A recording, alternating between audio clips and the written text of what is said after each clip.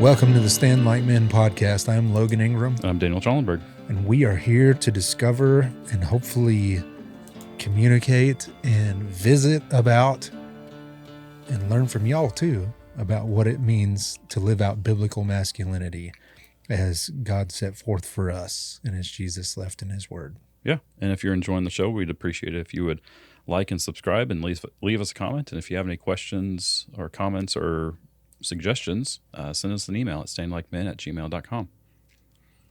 Speaking of questions, this is kind of part 2 on the, what are we going to call this episode? Patriotism, politics, and war? I don't know. Sweet. Okay. So this is part 2 of that discussion. We got an email from good time listener Joseph. If you're interested in the patriotism discussion, that was episode 44. Go back and listen to that one.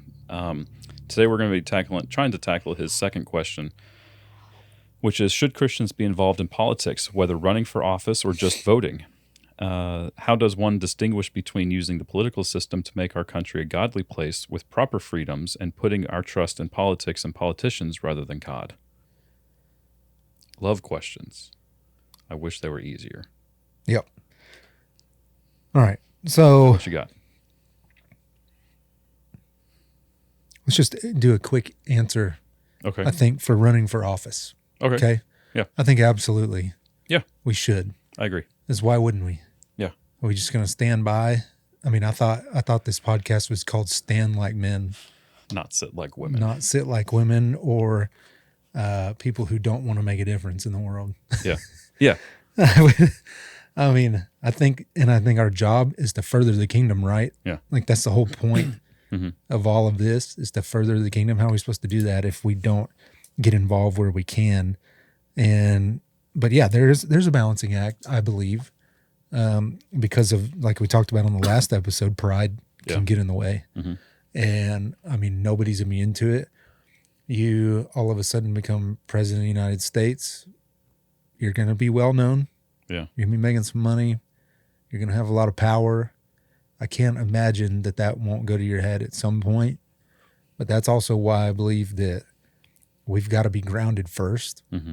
in biblical masculinity and in the Bible and God's word, and know how we're going to handle those situations, especially if we are going into politics. Know and decide way ahead of time how you're going to handle that stuff. Yeah. Because I think if you don't do that, then you're doomed to fail possibly.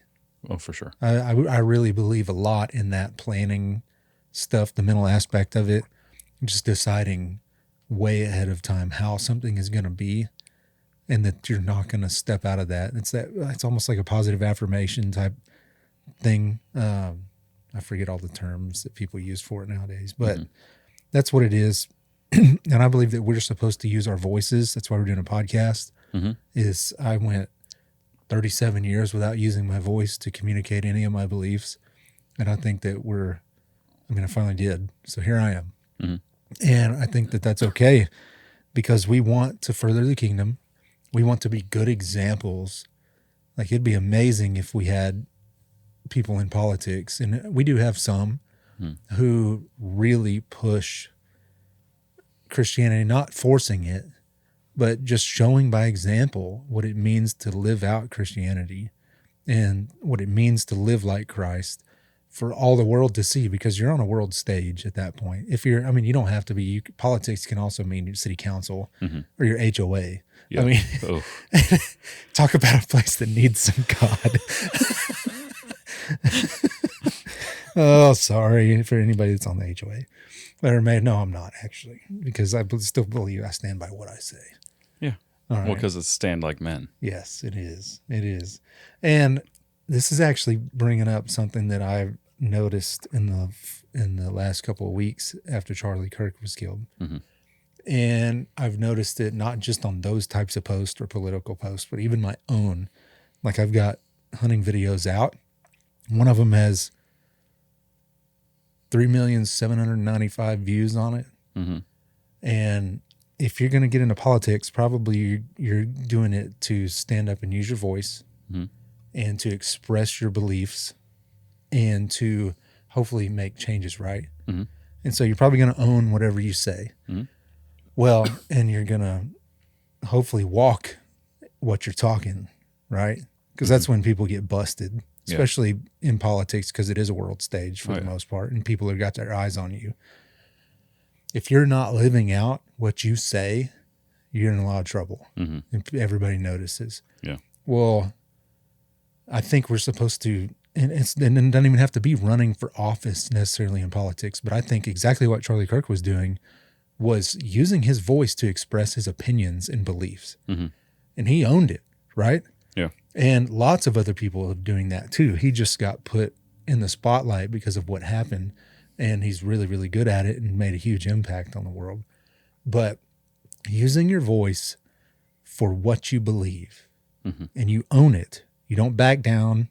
You know, if something changes your mind, then sure, right? Yeah. But you own what you say. And it's insane, some of the stuff that we've been seeing on social media and stuff following that. Yeah. And even on my bear videos. I've had people threaten me to kill me or wish I was dead, threaten me or my family, threaten my family. They've wished that my wife would get raped. Oh. My kids would die, that I would watch them die in front of me over a hunting video. And what's amazing is a lot of those people, is I had rebuttals for them, and I thought I did extremely well at just trying to have a conversation, right? Not, you're an idiot. I can't believe that you would say such a horrible, awful thing. Yeah. It's more like, man, why would you wish that on me over this?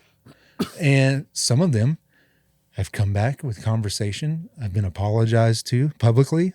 That's good. Over it. Yeah. And they said, I understand now. Other people have just gone on and on. And every time I have a factual rebuttal about hunting, they keep going and just throw out an insult of some sort. Yeah. And then they block me. Oh. Darn. Or you have anonymous posters. Yeah. Right? And then I've also seen after Charlie, and I don't want to turn this into an episode on Charlie, but it's relevant, right? Yeah. I mean, it just happened. At the moment, yeah. So, and we're talking about politics. Yeah. Yeah. And God in politics. I can't not talk about it. I don't. Right? Yeah, I don't know if the email was, he didn't mention Charlie Kirk in the email at all. But it's relevant. But it is relevant. Yeah. And I've also seen people who I'm friends with and know on Facebook post something and say, I mean, I'll just tell you what it said. So it said, if you have been posting saying that you're praying for Charlie Kirk and his family or asking for prayers for his family, go ahead and unfriend me now. And then it's just a dash and signed management. And like, what that does is, and this does tie back to the politics stuff and standing up for what you believe. That puts a burden on everybody else. Like that, you're skirting your responsibility, right? Like you are getting on there telling you what bothers you and telling other people to act on that, right? Yeah. Like, Daniel, if you don't like that I hunt, just go ahead and punch me in the face. Yeah. Like what? Yeah, that doesn't make any sense. You have no desire to do that, right? Putting your responsibility like on even if somebody you else. totally disagree with me, like why would you do that? Yeah. Yeah, you're sloughing off all of your responsibility and action, and then you're not even putting your name behind it, right? Yeah. Because so you have a cop out. Well, that's on you now to unfriend me. Yeah. And by the way, I didn't actually say that. Management said it, even though you're management and it's implied. I hadn't put that together, but that's exactly what it is. Yeah, it's exactly it's like a cop out. It's a cop out. I didn't it's say that. Not accepting a responsibility for what we say or what we do. Absolutely, which is not what men do. Right. Men take responsibility. Men, like, we take responsibility for what we do wrong. That's exactly right. We apologize when we've done something wrong. We don't. Yeah. And so that's exactly what that is. And I say that and use those examples to say that if we truly believe what the Bible's telling us, and if we truly believe God and that we're supposed to further the kingdom, then we're supposed to stand up, right? And use our voices. And we're supposed to be confident in that. Mm-hmm. We're not supposed to go, well, this and this, but I didn't say that. Mm-hmm. I mean, you can believe what you want. Yeah. You know, that kind of stuff. I'm like, man, if you're getting up there and you're especially if you're speaking violence, like I saw a video of a guy, some big dude was, I don't know where he was, Costco or Walmart, and he was threatening some littler guy. Mm-hmm. And the littler guy was like, all right, let's do this. I think I Let's saw that do one. this. And the guy totally froze. Yeah. Like this guy was saying, I'm going to beat you and all this stuff. He goes, okay, let's go. It's like, Let's I go. think I saw that video. And he totally backed down. Yeah. I mean, you could tell he was like, whoa, no one's ever. Yeah. And that's a perfect example too. Like you're going to start threatening people, you stand up, man, do it. Yeah. Let's go. But And also don't threaten people. Right. Yeah. You're like, yeah, for no, real. I get your point, because it was like back up your actions. Like when you That's when what I'm you saying. do Yeah. something, Back up your actions Do and it. go ahead. Like if you have enough pride in it to speak out and to, or even act on it, Mhm. man, do it. Yeah. Go ahead. Right. Yeah. And that's the whole thing with all the riots and stuff, people wearing masks. Mhm. They didn't want any accountability. Yeah. Right. And I truly believe in full accountability and ownership. And I think we're called to do that. Yeah. We are called to,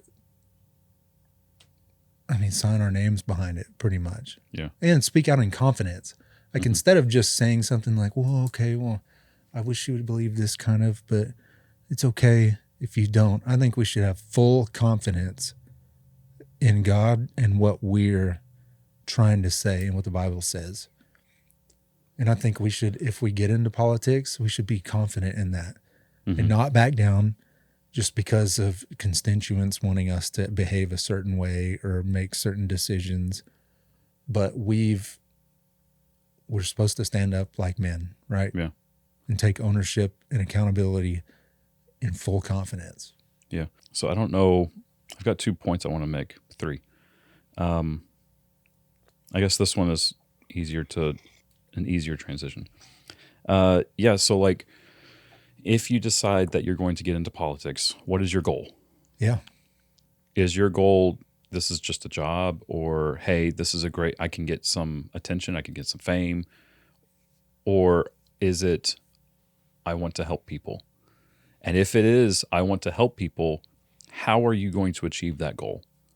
And and be honest, because like the only people, like when you ask what is your goal, the only people that know what your goal is are you and God. Right. It's really easy. It's really easy for me to like find a way to, like, when someone confronts me about something, I can justify my actions really easy. But deep down, I know that my actions may or may not have been appropriate. And like my justification may or may not have been a lie. It's situational. Now I've shifted into like, I want to be intentional about the things I'm doing. And that, sorry, I started going in a weird direction I didn't anticipate. Going back to, if you're going to run for politics, we do see corruption in the government. We see a lot of corruption in government, especially at higher levels. How many millionaires do you see how many people become millionaires after being a politician? Like, you can't tell me that they became you can't tell me that pays that well. Oh, it doesn't. It doesn't. You can look up their salaries. Yeah. But there's corruption. Yeah. And how are you going to not be corrupted? You have to know what your goal is going into it. And you have to remind yourself of what that goal is. And you have to be intentional about meeting that goal. I'm going to help people. Okay. What are you going to do to help people? How are you going to help that person or this group of people? Okay. Be specific about it, because you can have if a goal doesn't have an action plan, then it's just a dream. Yep. So like on the civil level, municipal level, the city level, because city is easier to say than municipal, but municipal makes me sound more like intelligent, Yeah, educated now. educated. Yeah. So on, sorry, on the city level, like my dad is an alderman, which is apparently a fancy term for city council member. And I didn't know what that meant. alderman, yeah, city council member. Okay. I looked it up just to see if no, it's just city council. Oh, I guess it's just fewer I didn't know letters, that. fewer. I guess I don't know, but he ran for that because he saw a need. He saw that hey, there's been some issues. There's been some issues with people making bad choices with money or with city planning or whatever. He's like, you know what? I am reasonable. I'm intelligent. I'm educated. I'm good with money. Doggone it, people like me. And doggone it, people like him. And they do. And so he ran for, but his goal is not to make the city of Cersei more godly. His goal is to help the people of the city of Cersei. Yeah. And he's been working with other men and women on that council, and many of them I think are God-fearing as well. Statistically, probably not all of them, but he's able to influence the votes and the discussion, and we have a mayor in there, and everybody is we have a good leadership at the city level, and they're all like, he's able to influence them and say, hey, let's look at how can we benefit the people in the city, and building a sidewalk so that an old lady in a wheelchair can get to Walmart easier. That doesn't sound like it's like the city's taking credit for what a good deed they did, what a good thing. But if it's a group of Christians making an effort to bless those in need, like that's bringing glory to the kingdom. Mm-hmm. And like Jesus says in the when he's talking about Judgment Day, he's like, for what you do to the least of these, you do for me. Even if God can still be glorified and blessed, or God can still be glorified even if the city tries to take the credit. And like God is not threatened by a government taking credit for blessing the needy. Mm-hmm. It's not. Yeah, and we don't have to, he doesn't have to get in there and make these world-shattering moves. Yeah. Like we talk about it all the time, just the planting seeds piece and living by example. Yeah. That's perfect. Well, and that goes back to being in any political position. Like you don't have to make these world-changing things overnight to make a huge difference for the kingdom. And the role of government is not to bring glory to the kingdom. That's not what government is for.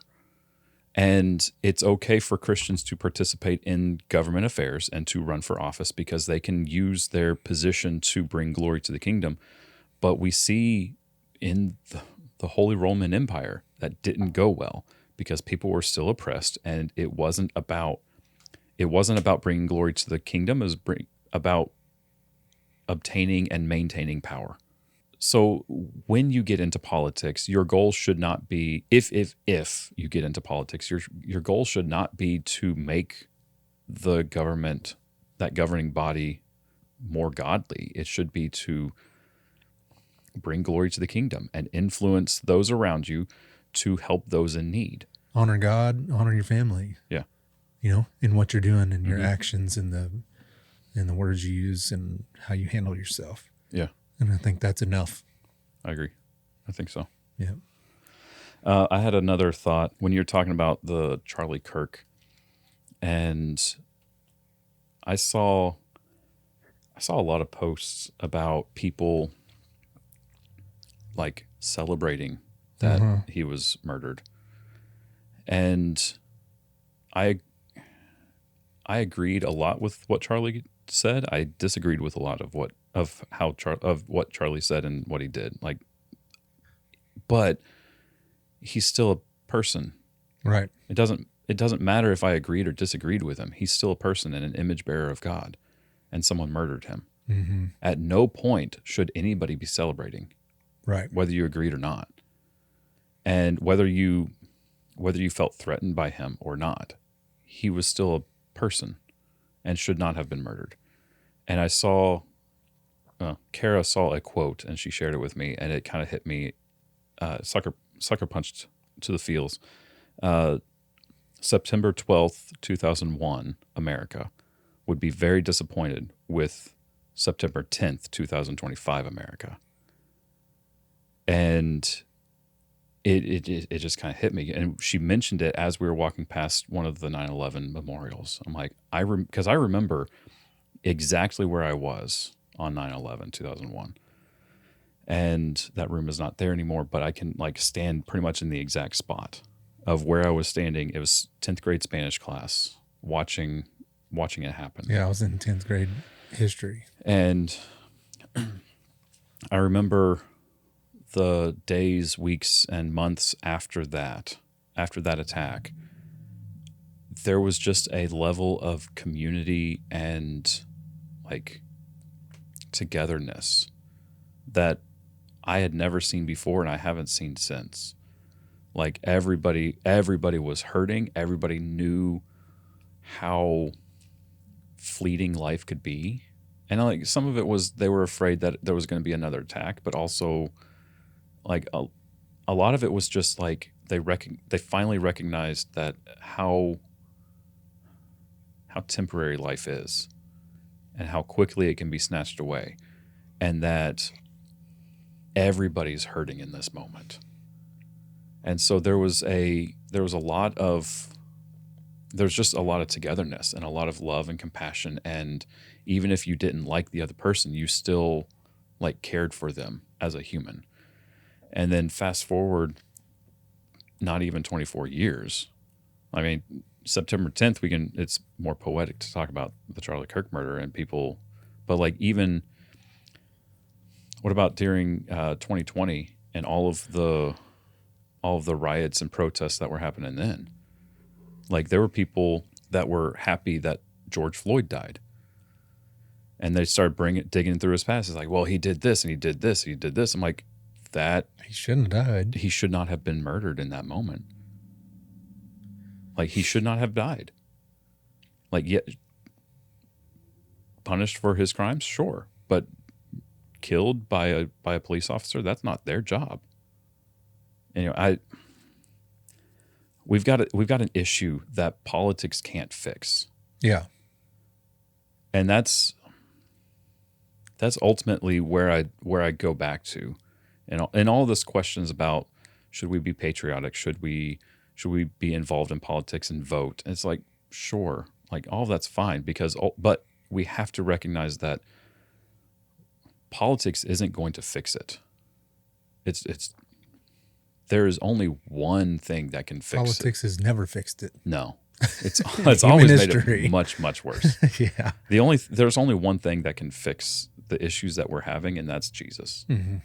That's it. We talk about like people argue about like gun control, and like, I mean, it's not all of the mass shootings that we're seeing and all of the attacks that we're seeing on church buildings or mosques or malls or strip clubs or whatever.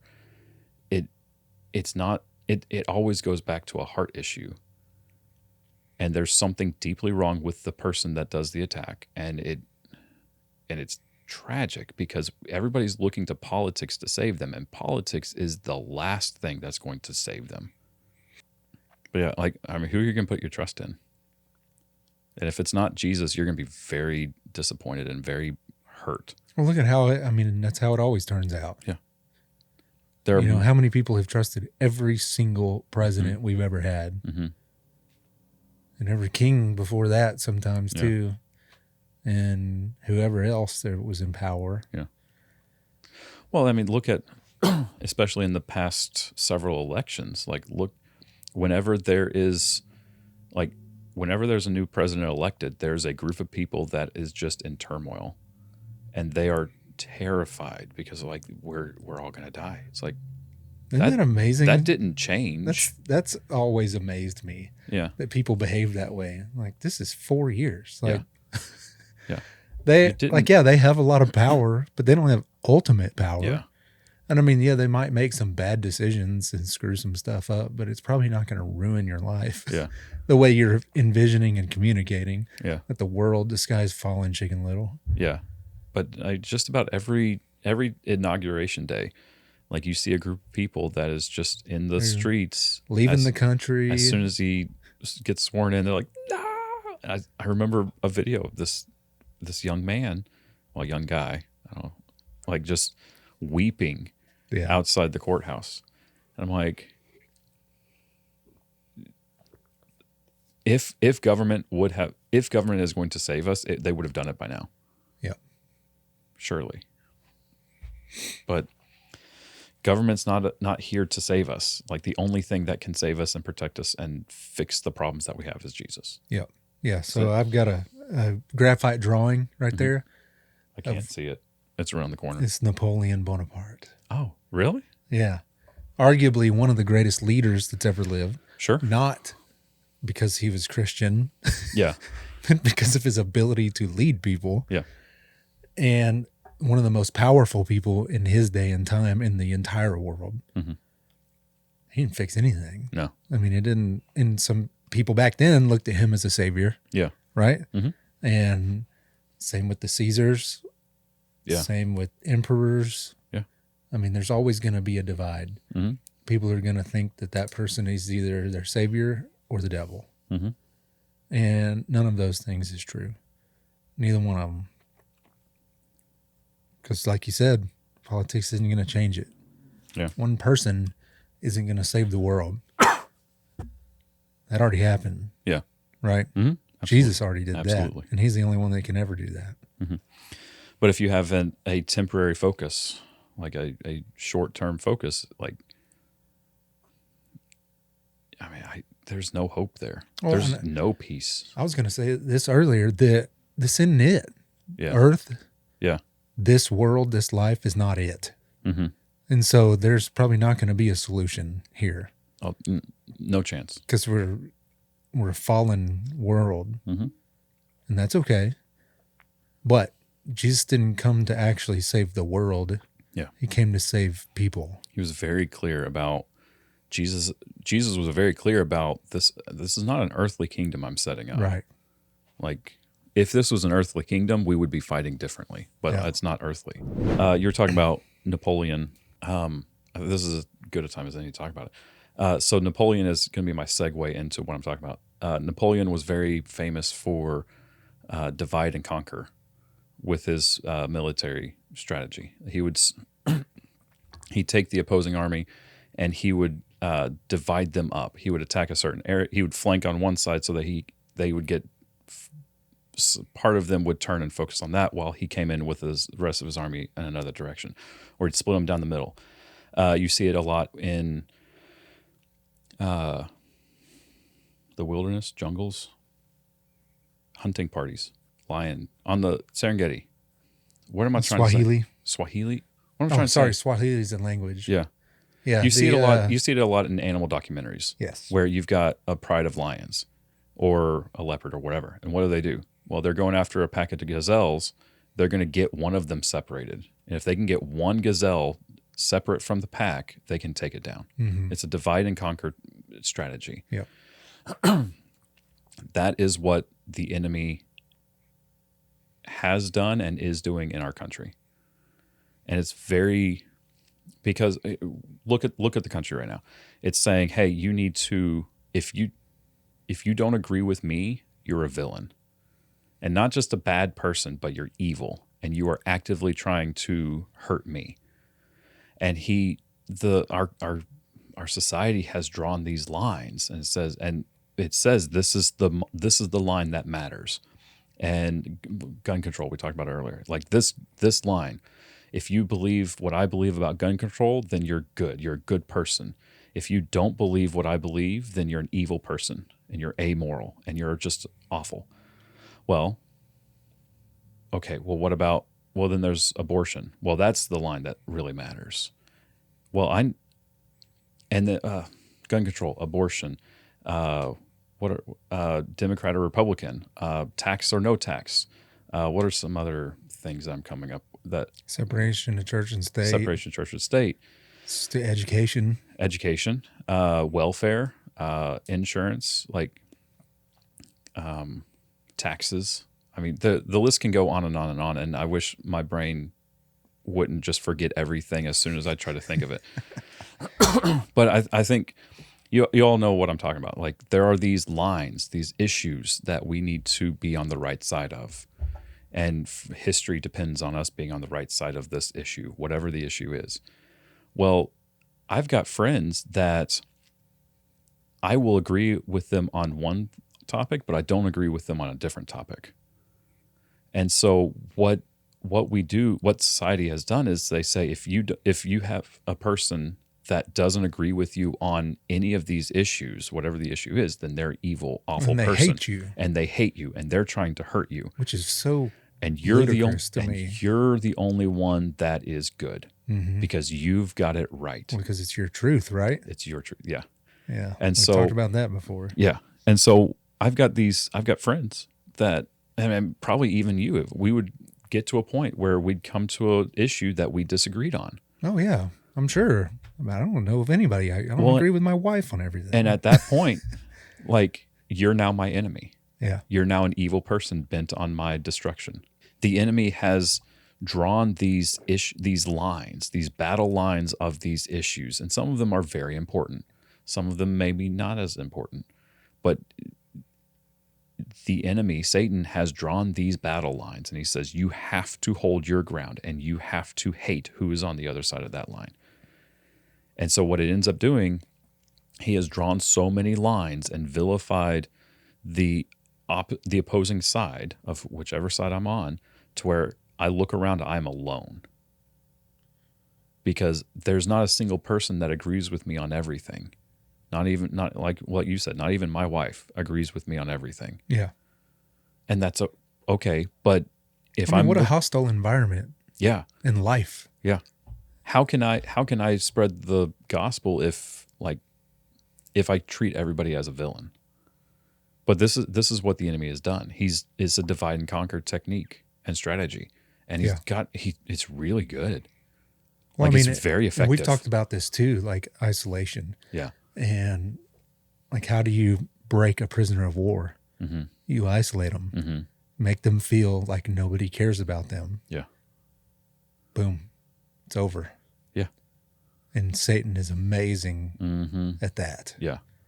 That's what he does. He does it to men, to women, to kids. That's why you see suicide rates skyrocketing and going up every year in all ages, in all nationalities, and all over the world. They're going up. And it's because people feel alone. And if you live in that environment, that hostile environment where you believe that anytime someone disagrees with you, that it's an attack on you, how can you feel like you're together with anybody? I mean, you have to feel alone. I just can't imagine feeling that way. And what a good way to destroy you in any good that you could have done. Yeah. Make you feel like you're by yourself and nobody cares. I was going to say that I thought suicide rates went down during COVID, but I think they were just steady. I know divorce rates went down during COVID. Yeah. Isn't that amazing? Yeah. Like you would think it'd go up, but it's actually because people started spending time together. Yeah. Yeah. It's fascinating weird, that Satan did such a good job of dividing us that we were so isolated from our spouse that divorce rates were through the roof. Yeah. And during COVID, when they were shoved in, you would think that by being stuck, quote unquote, stuck in the house with your spouse for days and weeks and months and years, that they would have gotten sick of each other. And I've seen stuff that said the same about in relationship with kids. Yeah. Like, yeah, they were isolated from their friends, but dad's home. Yeah. I mean, I know is a positive correlation there. Yeah. We should try and nutshell this or wrap it up because I think our battery's about to die. If you get into politics, you have to identify what is your goal. And if your goal is not to help people, then I would recommend you find something else to get into personally. But find out what your goal is. And then ultimately with this whole politics thing, who are you putting your trust in? Are you putting your trust in God, or are you putting your trust in the government? Or yourself. Or yourself. Oh, that's another thing I'm into. Like with this whole isolation thing, we're turning ourselves into our own God. Yep. Lowercase g. Mm-hmm. Like if I'm the only good person, then You're the ultimate authority. I'm the ultimate authority. Yeah. And everybody else should succumb to my will and should follow what I've become lowercase g God. Yep. Yeah, I think along with your why, because we've talked about that before, right? Yeah. This is, you've got to have a strong why. Mm-hmm. And if you don't, you're going to crumble. Definitely. You're going to fall. And you're going to give in at some point. And I really believe in making decisions way ahead of time. So your why is this, where you're going to decide that you're going to act a certain way or handle these certain situations a certain way. I think you automatically go into it stronger than if you have no plan. Yeah.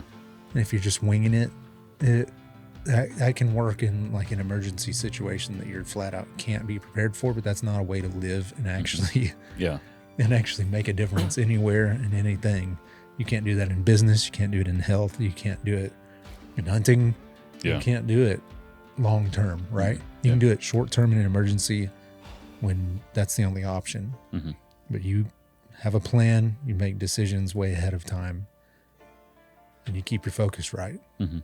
Thank you for listening to the Stand Like Men podcast. We really appreciate y'all joining us. And if you have any questions, comments, or thoughts, please leave a comment or send us an email at standlikemen@gmail.com. Our verse is 1 Corinthians 16, 13, and 14. Be watchful. Stand firm in the faith. Act like men. Be strong. Let all that you do be done in love.